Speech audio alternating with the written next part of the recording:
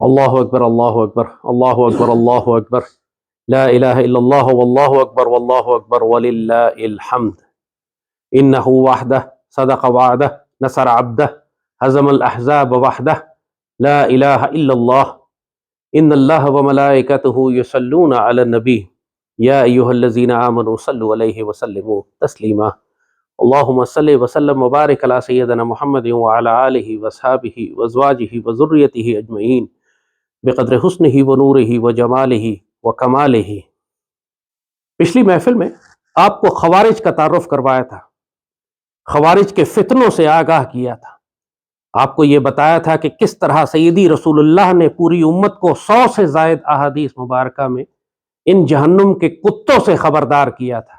آپ نے فرمایا تھا کہ یہ ہر دور میں پیدا ہوتے رہیں گے، ان کی ہر سازش کے بارے میں سیدی رسول اللہ نے اپنی امت کو آگاہ فرمایا، ان کے ہر فتنے سے ہمیں مطلع کیا، ہر فتنے سے، ہر ان کی غداری اور ان کی مکاری سے خبردار کیا، اور اپنی امت کو یہ آگاہ کر دیا تھا سیدی رسول اللہ نے کہ یہ زمانہ آخر تک پیدا ہوتے رہیں گے اور ان کا آخری گروہ دجال کے ساتھ نکلے گا۔ خوارج جو مسلمان دنیا کو تباہ کرنے کے لیے دلیلیں استعمال کرتے ہیں، ان میں ایک بہت بڑی دلیل یہ ہے کہ کیونکہ اسلام میں نیشنلزم، قومیت کی بنیاد پر ریاستیں حرام ہیں، لہٰذا ہم مسلمان دنیا کو تباہ کرنا چاہتے ہیں تاکہ یہاں خلافت قائم کر سکیں۔ جس طرح انہوں نے غزوہ ہند کی احادیث کو توڑا، موڑا اور گھما کر پاکستان کے خلاف استعمال کیا، جس طرح وہ یہ کہتے ہیں کہ غزوہ ہند تو پاکستان کے خلاف ہوگا کیونکہ پاکستان ہند کا حصہ تھا، بالکل اسی طرح باقی مسلمان ممالک کو تباہ کرنے کے لیے وہ یہ دلیل دیتے ہیں کہ چونکہ اسلام میں خلافت ہے اور خلافت ایک ملک ہوتا ہے، ایک ریاست ہوتی ہے، ایک خلیفہ ہوتا ہے جو پوری مسلمان دنیا پر حکمرانی کرتا ہے، لہٰذا جو مسلمان ممالک آج بنے ہوئے ہیں ان کو تباہ کرنے کی ضرورت ہے تاکہ ہم خلافت قائم کر سکیں۔ اور یہ اتنی بڑی سازش اور اتنا بڑا فتنہ ہے ان دجالیوں کی جانب سے، ان جہنم کے کتوں کی جانب سے۔ اسی لیے جب انہوں نے عراق کو تباہ کرنا شروع کیا، شام کو تباہ کرنا شروع کیا، تو داعش نے وہاں خلافت کا اعلان کیا، اور ایک موساد کا ایجنٹ، ایک یہودی خلیفہ بن کر مسلمانوں کے درمیان کھڑا ہو گیا اور کہتا ہے کہ اب میں خلیفہ ہوں، پوری مسلمان دنیا پر میری حکومت ہے اور مسلمان دنیا میری اطاعت کرے اور مجھ سے بیعت کرے، اور پوری دنیا میں جو جہنم کے کتوں کے گروہ پھیلے ہوئے تھے انہوں نے اس یہودی سے بیعت کرنا شروع کر دی، پوری خلافت کے تصور کو ہائی جیک کر لیا، اور ان کی یہ دلیل کہ چونکہ مسلمان ممالک ان کا قیام شریعت کے خلاف ہے اور خلافت کے خلاف جاتا ہے اور ان مسلمانوں ممالک کی وجہ سے مسلمان امت تقسیم ہو گئی ہے، لہٰذا ان مسلمان ممالک کو تباہ کرنا ضروری ہے۔ اب یہ دلیل ظاہراً دیکھنے میں بڑی شرعی لگتی ہے، ظاہراً دیکھنے میں بڑی لوگوں کے دلوں کو لگتی ہے کہ ہاں اتنے سارے مسلمان ممالک نہیں ہونے چاہیے، ایک خلیفہ ہونا چاہیے، لہٰذا مسلمان ممالک کو تباہ کرنا جہاد ہے، عین جہاد ہے، اور یہ ثواب کا کام ہے کہ مسلمان ممالک کو تباہ کر کے خلافت قائم کرنے کی کوشش کی جائے۔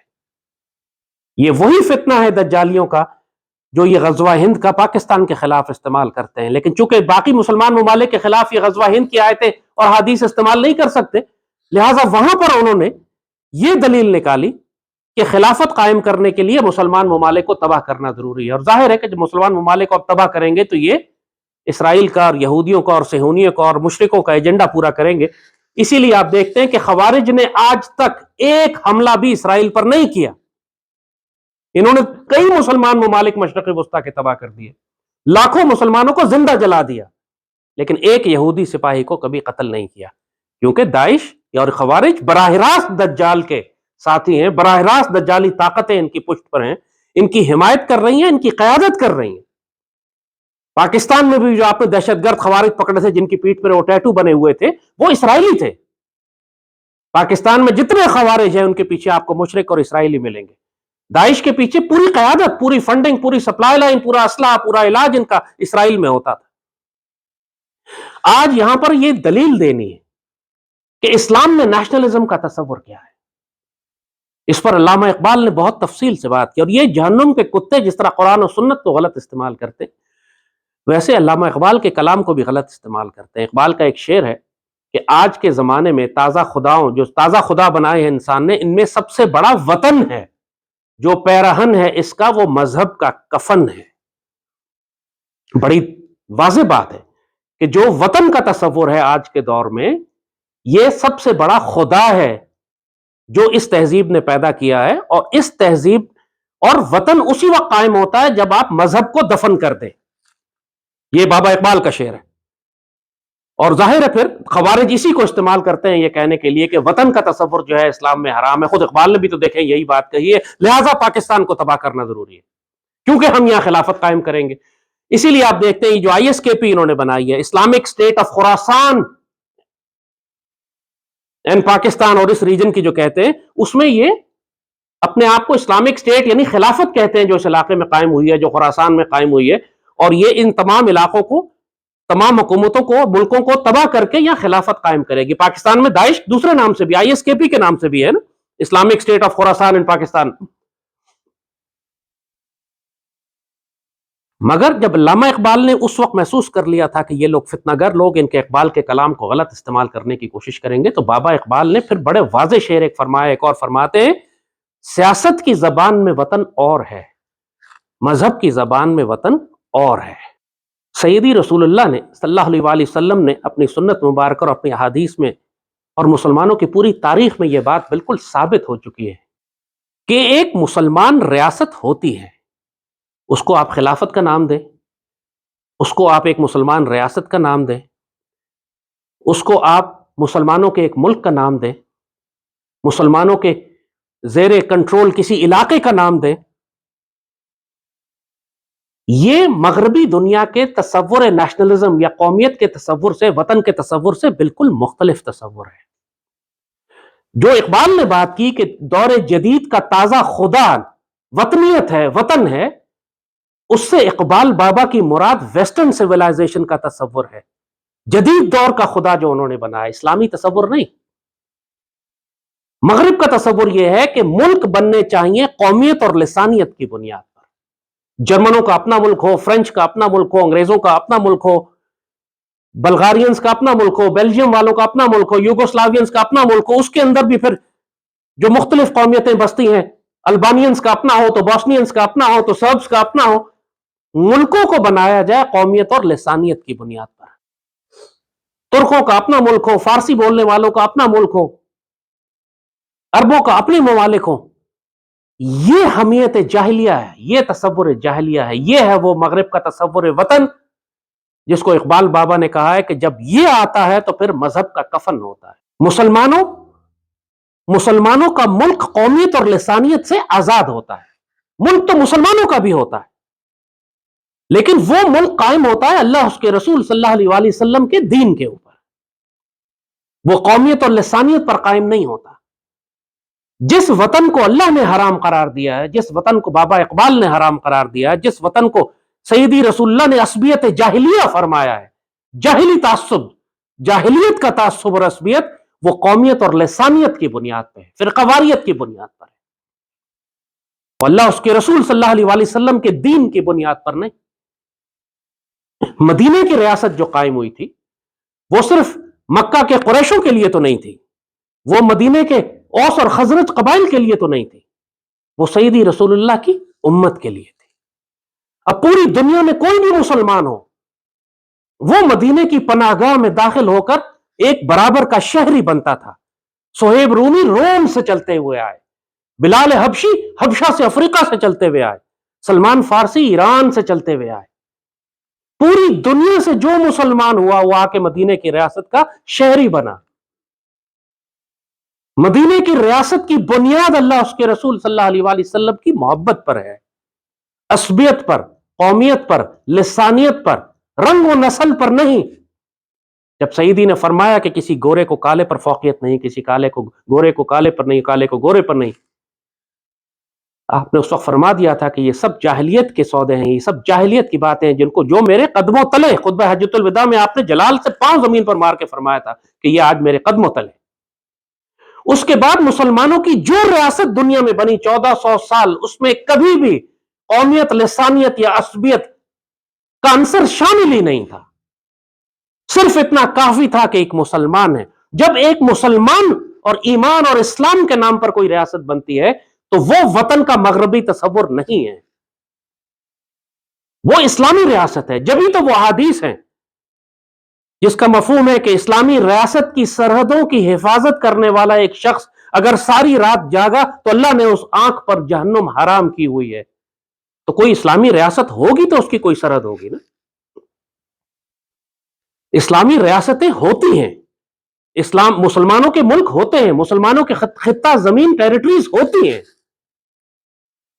لیکن وہ چیز جو ان کو کفر کے نظام سے مختلف کرتی ہے کہ کفر کا نظام قومیت اور لسانیت کے اوپر ہوتا ہے. مسلمانوں کا نظام اللہ اس کے رسول صلی اللہ علیہ وآلہ وسلم اور قرآن پر مبنی ہوتا ہے.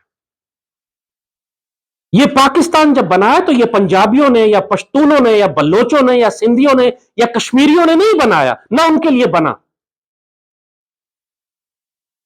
یہ ہندوستان کے مسلمانوں نے اس لیے بنایا کہ پاکستان کا مطلب کیا؟ لا الہ الا اللہ. پاکستان کی ریاست مغربی ریاست کی طرح وطن کا تصور نہیں ہے. یہ مدینے کی ریاست کی طرح سیدی رسول اللہ کی امت کی حفاظت کے لیے ایک پناہ گاہ ہے، پوری امت کے لیے پناہ گاہ ہے. یہ تو ان بدبخت پلیت لانتی یہودیوں نے یہ تصور اٹھا کے اپنی ریاست پر نافذ کر دیا کہ دنیا میں کوئی بھی یہودی ہے وہ اسرائیل میں آ کر آباد ہو سکتا ہے صرف اس لیے کہ وہ یہودی ہے. وہ دوسری بات ہے کہ اس کے اندر بھی وہ فساد اور فتنہ ڈالتے ہیں. ان کو بھی کالے یہودی پسند نہیں ہے اور یورپین یہودی پسند ہے. یہ جھوٹ بولتے ہیں اوپر سے اپنی مکاری کرنے کے لیے. لیکن اسلامی ریاست ہمیشہ 1400 سال کی تاریخ اٹھا کے دیکھو. ایک مسلمان کاشغر چین سے چلتا تھا حج کرنے کے لیے، 10 مسلمان ممالک سے گزرتا ہوا حج کرنے کے لیے پہنچتا تھا. کہیں پہ اس کو نہ ویزے کی ضرورت ہوتی تھی، نہ پاسپورٹ کی ضرورت ہوتی تھی، نہ اس سے کوئی یہ سوال کرتا تھا کہ تم کون ہو، تم کہاں سے آئے ہو. اتنا کافی ہے کہ تم مسلمان ہو، سیدی رسول اللہ کی امت سے ہو. مسلمان دنیا میں تم جہاں چاہو جا کر آباد ہو جاؤ، تمہیں نہ اجازت لینے کی ضرورت ہے، نہ ویزے کی، نہ پاسپورٹ کی. ہمیشہ سے مسلمان سلطنتیں تھیں. خوارزم شاہ کی سلطنت تھی، عباسی تھے، سلجوق تھے، ایوبی تھے، مملوک تھے مصر میں. ہر تمام جگہ جگہ مسلمان ریاستیں بھی تھیں، خلافت بھی تھی. بغداد میں بھی خلافت تھی، اندلسیہ میں بھی خلافت تھی. بہت ساری مسلمان ممالک پوری دنیا میں بنے ہزاروں 1400 سال کی تاریخ میں. مگر ہر جگہ ایک بات بالکل مشترک تھی کہ کہیں پہ کوئی سوال نہیں کیا جاتا تھا کسی شخص سے اگر وہ مسلمان ہے، دنیا کے جس مرضی کونے سے چلے، جس مرضی کونے میں جا کر آباد ہو جائے، زمین خریدے، شادی کرے، جائیدادیں خریدے، صرف یہ کافی ہے کہ وہ مسلمان ہے. اس لیے یہ مسلمان ریاستیں جو تاریخ میں بنی ہیں یہ کبھی بھی عصبیت پر، قومیت پر، لسانیت پر، عصبیت جاہلیہ پر نہیں بنی. مغرب کا تصور ہے جس کو اقبال بابا نے کہا ہے کہ آج کے خداؤں میں سب سے بڑا وطن ہے، جو پیرہن ہے اس کا وہ مذہب کا کفن ہے. وہ یہ ہے جب انہوں نے ملکوں کو تقسیم کر کے ملکوں کو بنایا اس طرح. عربوں نے جب بغاوت کی ترک مسلمانوں کے خلاف یہ کہہ کر کہ یہ عرب بغاوت ہے، یہ عصبیت جاہلیہ پہ تھی جس پر انہوں نے سیدی رسول اللہ کی امت کو تکلیف دی، لارنس آف اریبیا کے ساتھ مل کر. یہ جو سارے ممالک اس وقت مسلمانوں کے بنے ہوئے ہیں، بدنصیبی سے یہ ممالک آج کی ماڈرن نیشنلزم میں آتے ہیں. انہوں نے ویزا پاسپورٹ کی شرطیں لگائی ہوئی ہیں، مسلمانوں پر سختیاں اور پابندیاں ہیں، مگر اس کے اندر مسلمان رہتے ہیں. ان ملکوں کو آپ جب تباہ و برباد کر دیں گے تو آپ مسلمانوں کو تباہ کریں گے، جیسے غزہ کے مسلمانوں کو تباہ کیا جا رہا ہے، جیسے اس سے پہلے شام اور عراق کے مسلمانوں کو. اس نظام کو ٹھیک ہونے کی ضرورت ہے، مگر اس دلیل کا مطلب یہ نہیں ہے کہ مسلمان ملکوں کو آگ لگا کر مسلمانوں کو ہلاک کر دیا جائے. اقبال بابا نے اس کا جواب دیا تھا پھر. Reconstruction of religious thought in Islam ان کی بڑی مشہور کتاب، اس میں انہوں نے بڑی تفصیل سے اس بات کا جواب دیا. فرماتے ہیں کہ اب جب کہ خلافت نہیں ہے اور مسلمان ملک الگ الگ ہو گئے تو ہر مسلمان ملک کی ذمہ داری ہے کہ اپنے آپ کو پہلے مضبوط کرے ہر لحاظ سے، روحانی، اخلاقی، معاشی، عسکری طور پر، اور پھر مسلمان ممالک اتحاد بناتے رہیں آپس میں، اور بنتے بنتے وہ ایک اتنا بڑا اتحاد بنا لیں کہ جو مسلمان امت کا تصور ہے، جو خلافت کا تصور ہے، جو اقبال کا وہ شعر ہو کہ ایک ہو مسلم حرم کی پاسبانی کے لیے، نیل کے ساحل سے لے کر تابہ خاک کاشغر، یہ اسی خواہش کا اظہار ہے. ایک ہو مسلم حرم کی پاسبانی کے لیے، نیل کے ساحل یعنی افریقہ سے لے کر سینٹرل ایشیا تک، چائنا تک. لیکن پھر یہ بھی بتایا کہ اب ملک بن چکے ہیں، آج کے دور کی ایک ریالٹی ہے، ملک بنے ہوئے ہیں.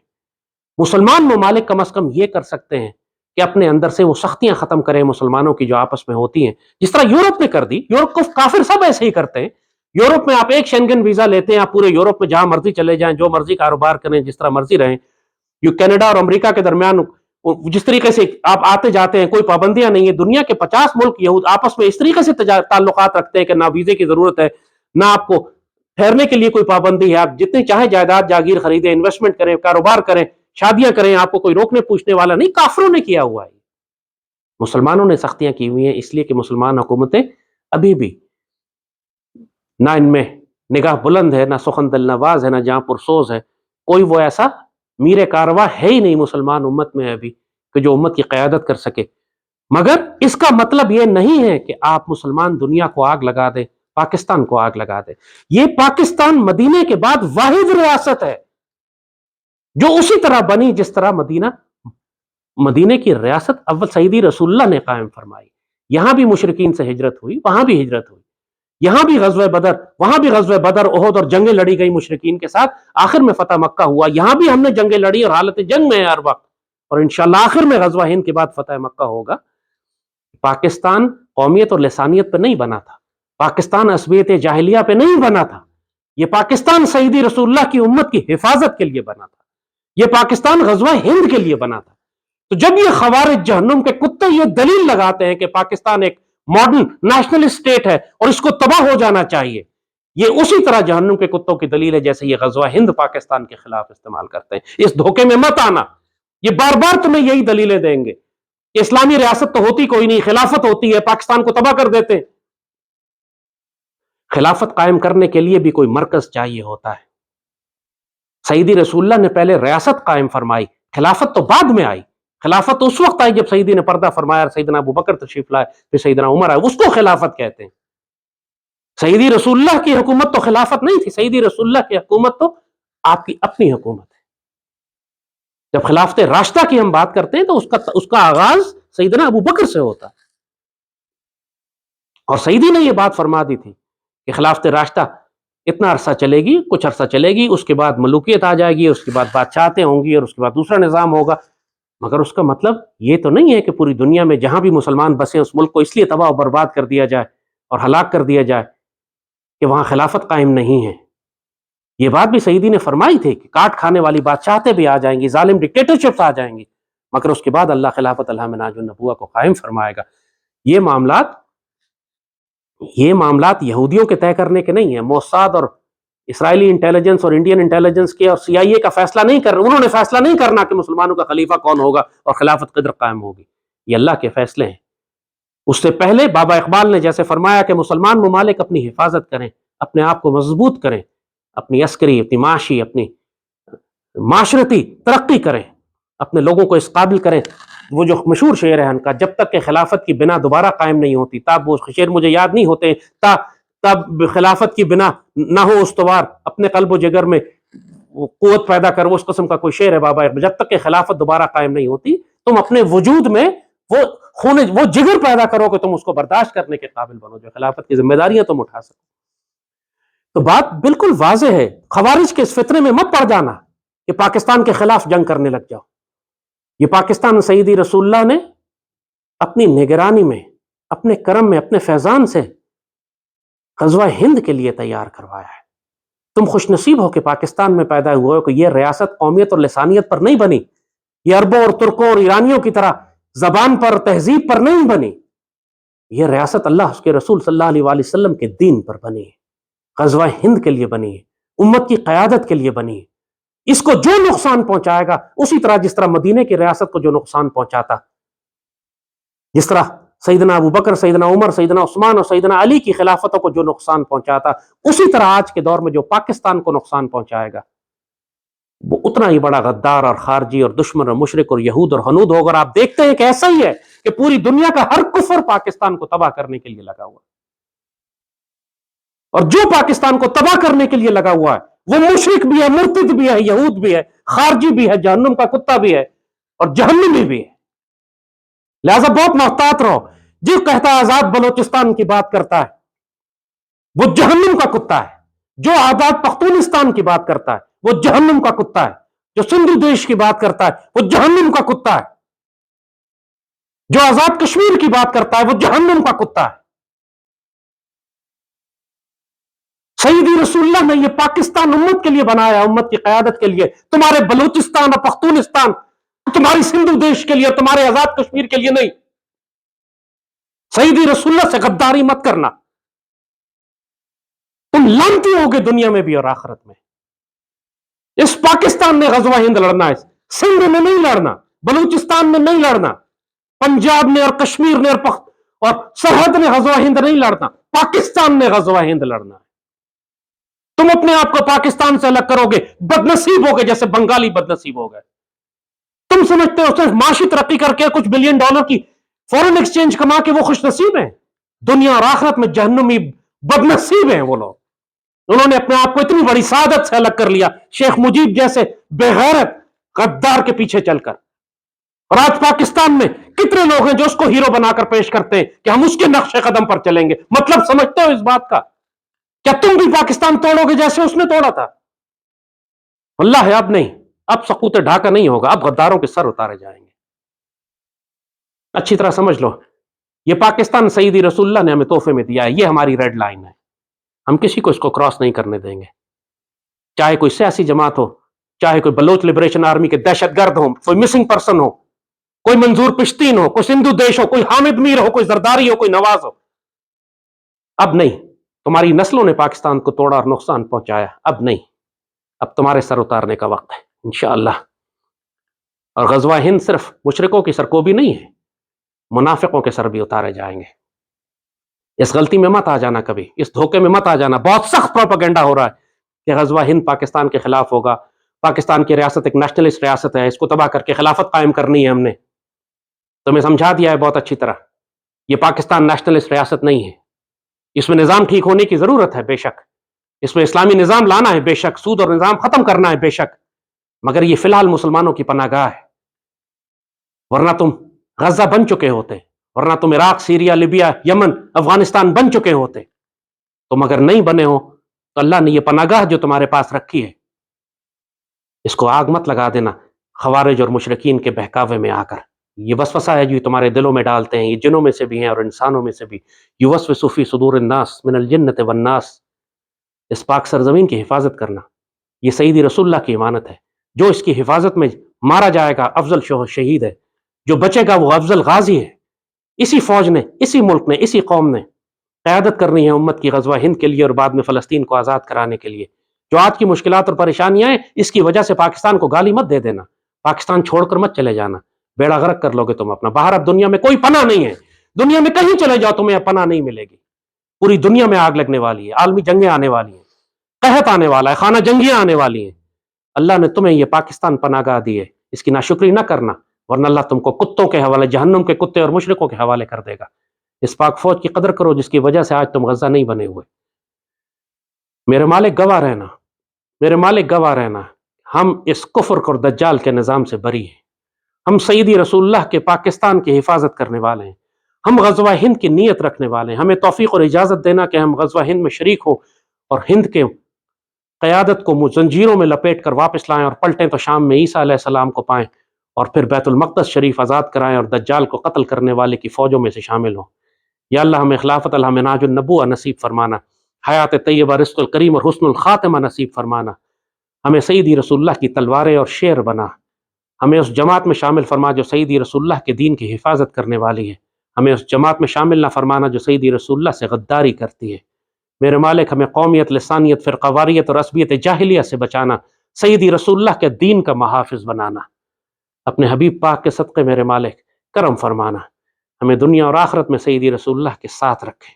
صلی اللہ تعالی علی خیر خلقہ نور عرشہ زینت فرشہ سیدنا محمد وعلی آلہ وصحبہ وسلم. آمین یا رب العالمین.